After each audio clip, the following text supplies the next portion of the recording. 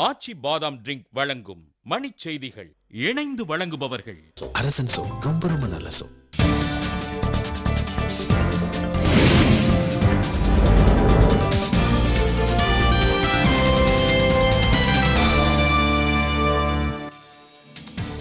பொது கணக்கு குழு தலைவராக பாஜக மூத்த தலைவர் முரளி மனோகர் ஜோஷி மீண்டும் நியமனம்.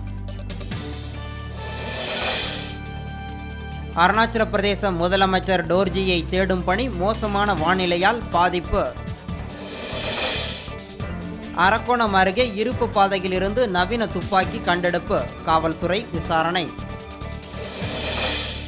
கள்ளக்குறிச்சி அருகே வீட்டின் பூட்டை உடைத்து 40 பவுன் நகை கொள்ளை, மர்ம நபர்கள் துணிகரம்.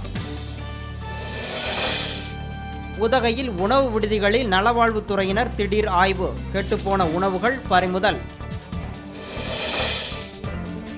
எண்டோசல்பான் பூச்சி மருந்தை தடை செய்ய கோரிய வழக்கு உச்சநீதிமன்றத்தில் நாளை விசாரணை.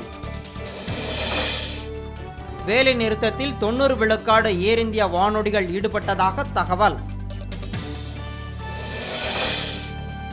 காஷ்மீரில் நடைபெறும் உள்ளாட்சி தேர்தலில் காவல்துறையிடம் சரணடைந்த தீவிரவாதி போட்டி.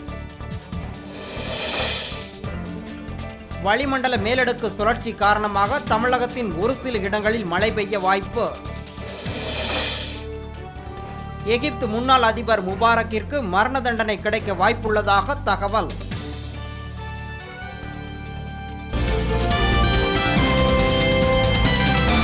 மணி செய்திகள் வழங்கியவர்கள் இணைந்து வழங்கியவர்கள் அரசன் சோ, ரொம்ப ரொம்ப நல்ல சோ.